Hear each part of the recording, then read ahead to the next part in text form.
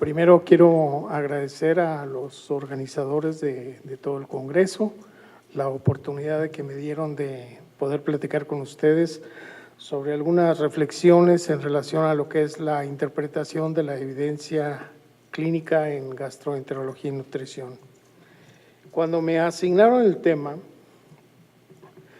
una de las primeras reflexiones que tuve fue si realmente es evidencia clínica o es más allá de la evidencia clínica. Yo creo que hay otras evidencias dentro de gastroenterología y nutrición que se tienen que tomar en cuenta para el manejo de los pacientes en la clínica. Y eso es de lo que quiero hablar ahora. ¿Qué otras cosas hay más allá de la evidencia clínica que nos permiten formarnos una idea más completa de lo que está pasando con el paciente en el consultorio o en el hospital? ¿Cómo se construye la evidencia de una enfermedad? Bueno, vemos la epidemiología, que es con lo que siempre empezamos, con qué frecuencia se presenta la enfermedad, pero también es importante, y lo olvidamos con mucha frecuencia, que es el entorno social, o sea, de dónde viene el paciente, quién es ese paciente, quién es su familia, en qué condiciones vive. Y la otra es la que nos ocupa en este momento, que es la evidencia clínica. Pero también vienen las pruebas diagnósticas, las alternativas terapéuticas, la precisión del pronóstico, que muchas veces el paciente exige saber qué le va a pasar, cómo va a quedar. Y finalmente, en los últimos 15, 20 años, hemos visto que cada vez toma mayor relevancia lo que es la estimación de costos, tanto la costo-efectividad como el costo-utilidad de los tratamientos, sobre todo en la parte terapéutica del tratamiento. Y esto es importante porque tiene un impacto sobre el presupuesto que está manejando una institución. Es importantísimo entonces estar conscientes de que muchas veces no se compran los medicamentos porque el hospital no tiene el presupuesto suficiente y tenemos que ir a buscarlos de otra manera. Cuando hablamos de evidencia, medicina basada en evidencia, yo quiero llevarlos a tres áreas. Uno es, ¿cuál es la experiencia clínica de cada médico? ¿Cuál es la mejor evidencia externa que existe en la literatura? Y luego quisiera tocar brevemente, porque está creciendo esta área, que es el área de valores y expectativas del paciente, es decir, qué piensa el paciente de su enfermedad, cómo ve él su enfermedad. Muchos pacientes seguramente les ha tocado en consultorios, que son pacientes que se meten a internet y buscan mucha información de su enfermedad y piensan que con esa información que obtuvieron en internet los pueden refutar acerca de los diagnósticos o acerca de la terapéutica con la que está. De tal manera que en la actualidad se toma muy en cuenta cómo manejar esos valores y expectativas del paciente respecto a su enfermedad. Voy a tocar la primera, que es la experiencia clínica del médico. ¿Cómo es que el médico puede aprovechar la experiencia clínica? Tenía yo un maestro que decía que no es lo mismo tener 30 años de experiencia que un año repetido 30 veces. Y creo que tenía razón, porque lo que no hacemos los médicos en la clínica es sistematizar la forma en la que recolectamos la información, pero tampoco somos muy perseverantes y metódicos en cómo capturar esa información en los expedientes. Y si no tenemos esa información completa, cuando revisamos los expedientes, por ejemplo en el hospital donde yo estoy, carecen de muchísima información que era relevante e importante para el diagnóstico del paciente o para el pronóstico y tratamiento. Pero lo más importante es aprender nosotros cómo interpretar la propia información de nuestra experiencia. Con esto en mente, me di a la tarea de recabar alguna información de un médico que hace muchísimos años él trabajaba, el doctor Francis Timothy de Domball, él trabajaba en el hospital de Leeds, él era jefe del servicio de urgencia del hospital de Leeds en Inglaterra, Y él falleció en 1995, pero fue un médico que se caracterizó mucho por llevar a cabo esta sistematización y perseverancia en cómo juntar la información de los pacientes. Él fue pionero en lo que es el diagnóstico del síndrome abdominal agudo, de dolor abdominal agudo.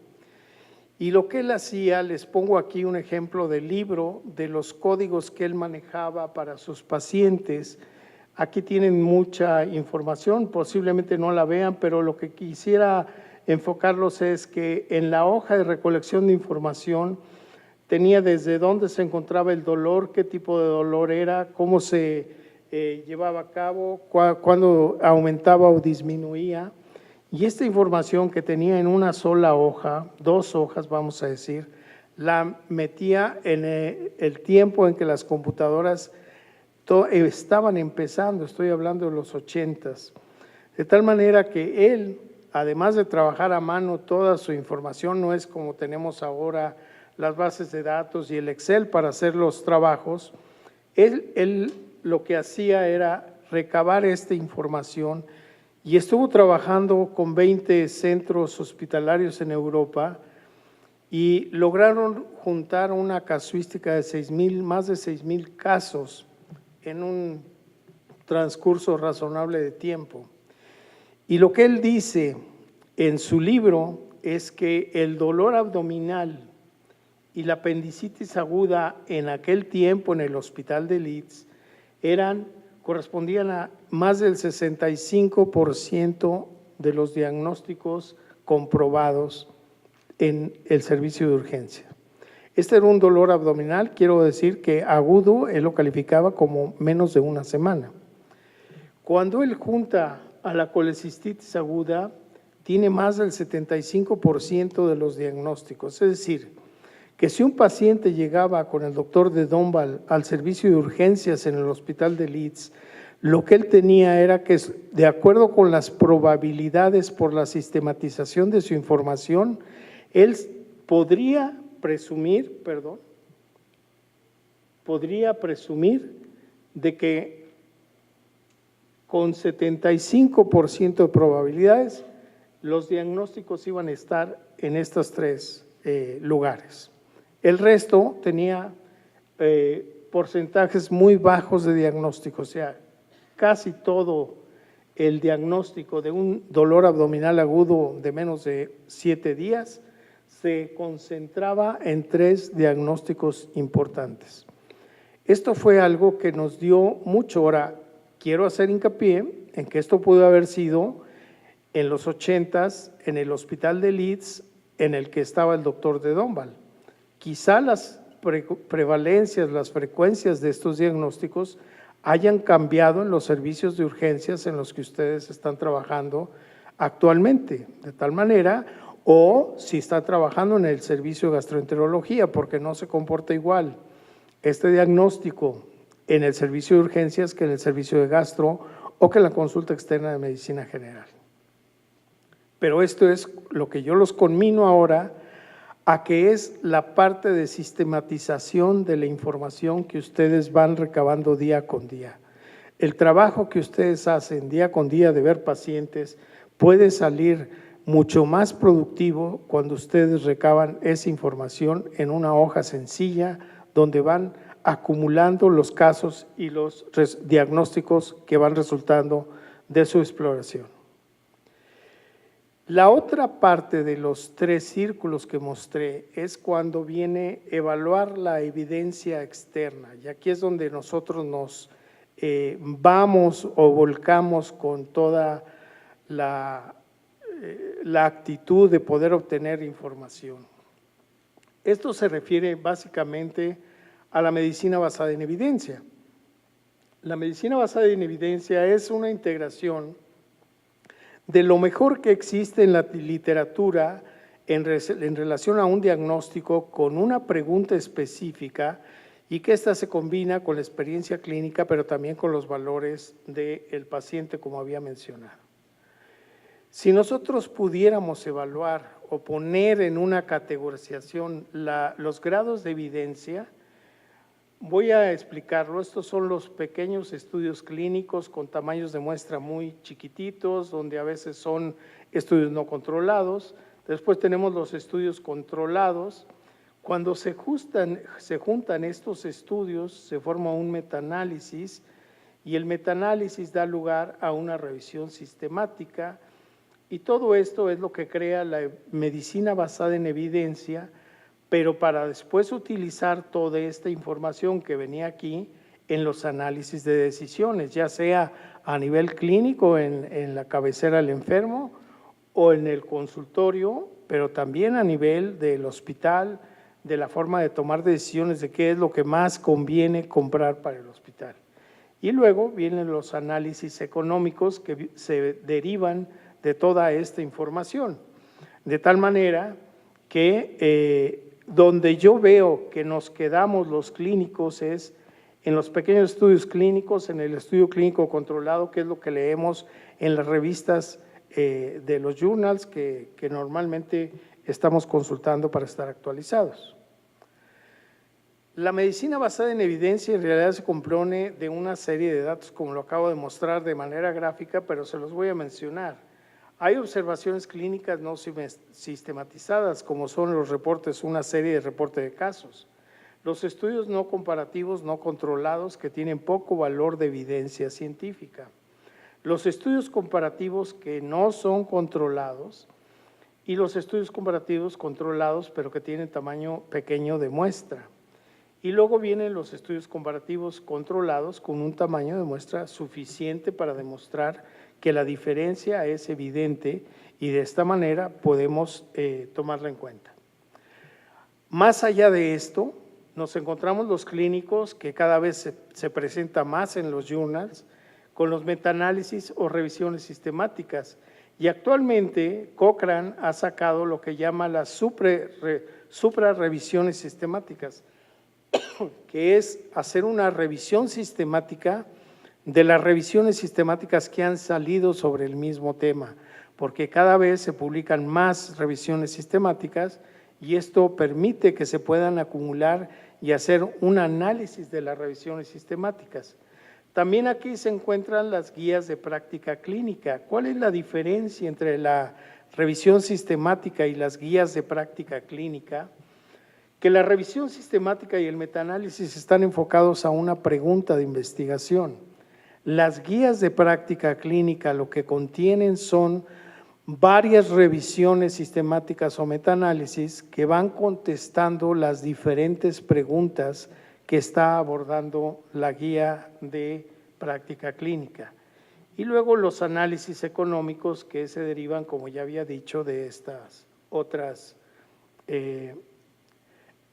evidencias. ¿Qué ventaja tiene el metaanálisis y la revisión sistemática sobre los estudios clínicos?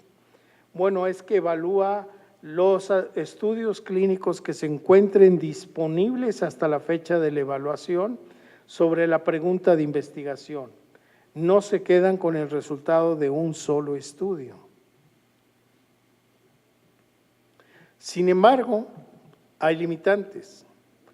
Por ejemplo, yo no sé si ustedes sepan que las revisiones sistemáticas de Cochrane son revisiones que solamente son estudios comparativos de intervención y son estudios de precisión diagnóstica cuando están comparando dos métodos de evaluación. De tal manera, pongo aquí una advertencia donde digo que las revisiones Cochrane no son estudios de observación. Es decir, cuando alguien quiere ir a buscar una prevalencia, una incidencia de una enfermedad y la quiere buscar en revisiones sistemáticas, no va a buscar a revisión Cochrane porque Cochrane no se encarga de eso. Hay otras organizaciones, una que se llama Organización Campbell, que se dedica a hacer revisiones sistemáticas observacionales. Ahí es donde uno puede encontrar su pregunta o la respuesta a su pregunta. La revisión sistemática, ¿en qué consiste? Bueno, es un grupo de métodos que conglomeran o juntan toda la información empírica existente hasta el momento de que se hace la pregunta y que intentan minimizar el sesgo. Todo esto tiene sesgos. Y un metaanálisis no es más que una revisión continua y sistematizada que emplea métodos estadísticos para combinar y resumir los resultados de varios estudios. Permite llegar a conclusiones sobre la evidencia con la que se dispone hasta el momento. Por ejemplo, desde mi punto de vista, el metaanálisis es como un escaparate de zapatos. Es decir, van a encontrar, todos son zapatos, pero aquí van a encontrar zapatos pequeños, grandes, de tacón alto, de tacón bajo, pero todos al final de cuentas son zapatos. Los zapatos representarían los estudios clínicos y de esta manera, cuando se combinan, van a poder sacar una conclusión del metaanálisis. Para hacerlo de manera más gráfica, cuando yo combino varios estudios que hayan salido publicados sobre un tema en especial, lo que voy a encontrar es que el tamaño o la N de cada uno de estos estudios puede variar, pero también va a variar el tamaño del efecto entre el comparador y el control, de tal manera que voy a encontrar que hay diferentes tamaños del efecto y esto es lo que yo voy a combinar en el metaanálisis para poder sacar una conclusión. Les pongo este ejemplo. Cuando uno encuentra que dos estudios que está uno comparando son significativos, el 1 y el 2, no tengo problema en sacar una conclusión de la significancia de esos dos estudios. O cuando ninguno de los dos es significativo, tampoco tengo problema porque me está dando la forma de poder hacer esa conclusión fácil de decir que no sirve la nueva intervención. El problema está cuando el estudio 1 es significativo y el 2 no, o viceversa. Aquí es donde empiezan los problemas porque no sabemos con cuál nos vamos a quedar. ¿Nos quedamos con el significativo o desechamos el significativo y nos vamos al no significativo? ¿De qué dependerá eso? ¿Del tamaño de muestra? ¿De las características de la hipótesis con las que se estudió en ese estudio? ¿De la longitud del estudio? Si fue un estudio transversal, si fue un estudio longitudinal y de cuánto tiempo fue. O sea, hay muchas características que nosotros tenemos que evaluar aquí para poder decir si es significativo o con cuál de los dos nos vamos a quedar. Desde mi punto de vista, y esto quiero compartirlo con ustedes, para mí la medicina basada en evidencia es cuando se compone de revisión sistemática y el metaanálisis. La revisión sistemática no es más que el brazo conceptual, es donde ponemos la hipótesis, donde decimos cómo vamos a hacer la revisión, y el metaanálisis son todas las estadísticas que utilizamos para hacer la comparación. De esta manera, una revisión sistemática siempre va a depender de un metaanálisis, pero no necesariamente el metaanálisis dependerá de la revisión sistemática. Hay publicaciones que hablan sobre metaanálisis exclusivamente, pero no hicieron todo el trabajo de una revisión sistemática. Aquí les traigo un ejemplo de un estudio que recién se publicó este mes en el American Journal of Clinical Nutrition, que se llama Efectos de la suplementación de fibra soluble aislada sobre peso corporal, glucemia e insulinemia en adultos con sobrepeso y obesidad. Es una revisión sistemática con metaanálisis de estudios clínicos controlados, aleatorizados y controlados. Es decir, cumple con los requisitos de decir que es estudios clínicos controlados los que se están incluyendo para analizarse en el metaanálisis y luego publicar la revisión sistemática. Vamos a ver qué encontramos aquí. Ellos hablan y presentan aquí todos los valores que quisieron sacar de índice de masa corporal, peso corporal, porcentaje de grasa corporal, circunferencia de cintura, glucosa, insulina y eloma. De tal manera que aquí lo que me presentan es que de los estudios que pudieron ellos rescatar para el metaanálisis, fíjense ustedes que no cada uno de estos puntos no tiene el mismo número de estudios. El número total de estudios incluidos aquí fue de 12 estudios después de haber revisado 9,000 estudios de la literatura. Y aquí encontramos que el que mayor número de estudios tiene es el de peso corporal. Aquí lo que vamos a ver es la diferencia que hubo entre el control y la intervención con la fibra soluble. Y aquí me da los valores de P, donde vemos que no todos tienen significancia. Vemos que, por ejemplo, el índice de masa corporal sí es significativo, que el peso corporal también, que el porcentaje de grasa corporal es muy significativo y lo mismo la glucosa y la insulina más o menos. Pero por ejemplo, el OMA o la circunferencia de cintura no tienen mucha significancia. Y esto de prueba de Heger y prueba de Higgs son valores que entre más altos nos hablan de que hay mucho sesgo en las publicaciones cuando se metieron a analizar en el metaanálisis. Vamos a ver rápidamente algunos de las, le llamamos nosotros a esto gráfica de bosque, porque aquí se incluye mucha información que nos permite ver gráficamente cómo se comportaron los estudios. Los voy a llevar básicamente a uno que es este estudio de Genta, que fue publicado en 2009, que tiene 220 sujetos. No, es la referencia 220, perdón. Tiene 35 sujetos, pero es muy significativo a favor de la fibra soluble. Vean ustedes cómo se va hacia la izquierda, lo cual quiere decir que hay un fuerte efecto de la fibra soluble cuando se compara con el control. Este estudio jaló los promedios de la síntesis de todos estos estudios está en los diamantes que siempre encontramos al final de la gráfica de bosque. Pero aquí una de las cosas que veo que con frecuencia omitimos los que estamos revisando la literatura son los grados de heterogeneidad que tiene estos estudios. Hay varias formas de determinar la heterogeneidad de un metaanálisis y esto es a través de 3 pruebas. Aquí tenemos la primera que es la prueba tau de homogeneidad, que está alta, la chi cuadrada, y la que más utilizamos es una que se ve aquí casi poco, pero es I cuadrada. Y la I cuadrada es una combinación de la chi cuadrada y de los grados de libertad.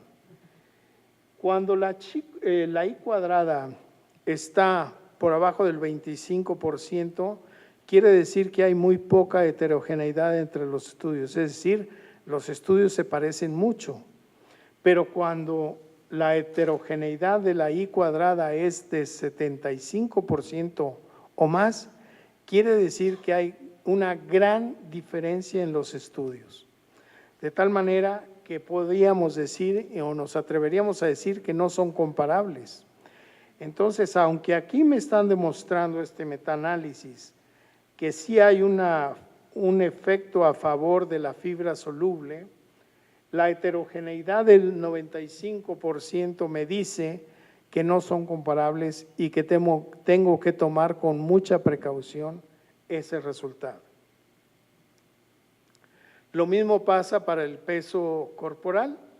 El peso corporal también vemos que el estudio de Genta vuelve a jalar completamente los resultados y el triángulo queda a favor de la fibra soluble, pero nuevamente la I cuadrada, que está en 96%, me indica de esa variabilidad que existe entre los estudios y que no son comparables. En el otro tengo aquí porcentaje de grasa corporal que habíamos visto en la primera tabla, que era muy significativo, pero cuando vemos acá el índice de heterogeneidad de 89% también me permite que tengo que tomar con precaución estos resultados. Y quizá de circunferencia de cintura, que también vuelve a ser y vuelve a aparecer el estudio de Genta jalando todos los valores, y el que menos heterogeneidad tuvo fue los valores de glucosa, es decir, parece ser que podríamos decir que hay un efecto de la fibra soluble sobre los niveles de glucosa sanguínea con un menor efecto o una menor heterogeneidad entre los estudios, porque aquí solamente tiene el 56%. Y podemos ver cómo se alinean los estudios hacia la media, aunque algunos se están quedando a favor de la glucosa soluble, hay otros que están a favor del placebo. Y por último, la insulina, que también tiene un efecto de heterogeneidad de 88%, lo cual me dice que también debo tomar con reserva estos resultados. Y el OMA, que está con 97%, pues eso prácticamente no es creíble que vaya a tener un efecto sobre los resultados de OMA. Quiero también mencionarles que hay algunos estudios clásicos en metaanálisis, que fue cuando vino la época de mayor boga para los metaanálisis y después para las revisiones sistemáticas, en que los resultados que se comparaban, que salían de un metaanálisis, después se comparaban con estudios clínicos de gran tamaño de muestra, y esto lo que demostraba, por ejemplo, era que este es un estudio sobre la terapia trombolítica para infarto de miocardio, y lo que interpreto de esto es que en 1960, que era cuando salió el primer estudio con 23 pacientes, pues tenía mucha heterogeneidad del estudio, pero fueron acumulando los estudios y metiéndolos en metaanálisis, de tal manera que para 1970, 10 años después, ya se podía encontrar que sí había un efecto de la terapia trombolítica. Y a partir de ahí, todos los estudios que siguieron saliendo, confirmaron que la terapia trombolítica en el infarto agudo de miocardio sí era muy significativa en su tratamiento. Los cuadros de la derecha lo que demuestran es que no cambió la recomendación de la terapia trombolítica hasta 20 años después del primer estudio que salió. De tal manera que, si ustedes se fijan en estas dos columnas del final, fueron cambiando o modificándose prácticamente hasta 1985, donde en los libros de texto se empezó a recomendar la terapia trombolítica. Quiere decir que el efecto que podemos encontrar en la evidencia de los metaanálisis puede tardar 20 o 25 años en aparecer en los libros de texto como algo recomendado por la evidencia que ya tiene. Esto pues fue en los 80s y en los 60s. Creo que ahora la velocidad o el tiempo es más corto para poder encontrar en los libros de texto o en las revistas especializadas que la evidencia es más contundente. Este fue un estudio sobre el magnesio que demostraron que no tenía ningún efecto benéfico sobre el infarto al miocardio. Y nuevamente aparece el de streptokinasa como terapia trombolítica. Esta gráfica me gusta porque son 4 temas que concuerdan con los metaanálisis y los grandes estudios. Uno es sobre bloqueadores en infarto de miocardio, fibrinolisis en infarto de miocardio, inhibidores de la enzima convertidora de angiotensina en insuficiencia cardíaca y la terapia intensiva con insulina en pacientes diabéticos dependientes de insulina. Vean ustedes que la coincidencia, los triángulos blancos son los grandes estudios clínicos.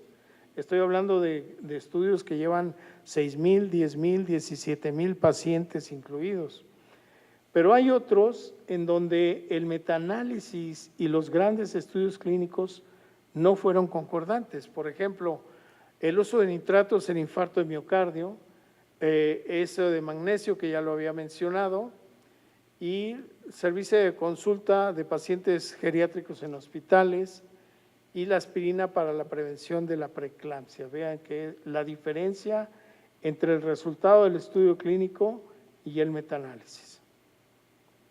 Recordando que el metaanálisis depende de los estudios que uno haya encontrado en su momento y los incluye en ese metaanálisis. Y finalmente, el tercer círculo del que estaba hablando son los valores y percepciones del paciente, que es algo que con frecuencia olvidamos. Disculpen que esté en inglés, pero los desenlaces reportados por el paciente tienen mucho que ver y cada vez están tomando más importancia. Por ejemplo, no importa que el examen de laboratorio haya salido negativo o se haya normalizado, cuando el paciente siente que tiene grandes problemas en su vida, cuando no puede dormir o cuando tiene algunas otras afectaciones que el médico no toma en cuenta. Esto es entonces que tenemos que considerar que en la entrevista que hacemos del paciente debemos de tomar en cuenta las percepciones del paciente sobre lo que está haciendo. Esto es uno de los reportes sobre desenlaces orientados en el paciente, los pueden encontrar en una revista de ISPOR que se llama Value in Health. Hay mucha información sobre reportes de desenlaces en pacientes. Y finalmente, quiero terminar con una reflexión para ustedes también, que la ciencia es un negocio, ¿sí? Y tenemos que tomarla en cuenta.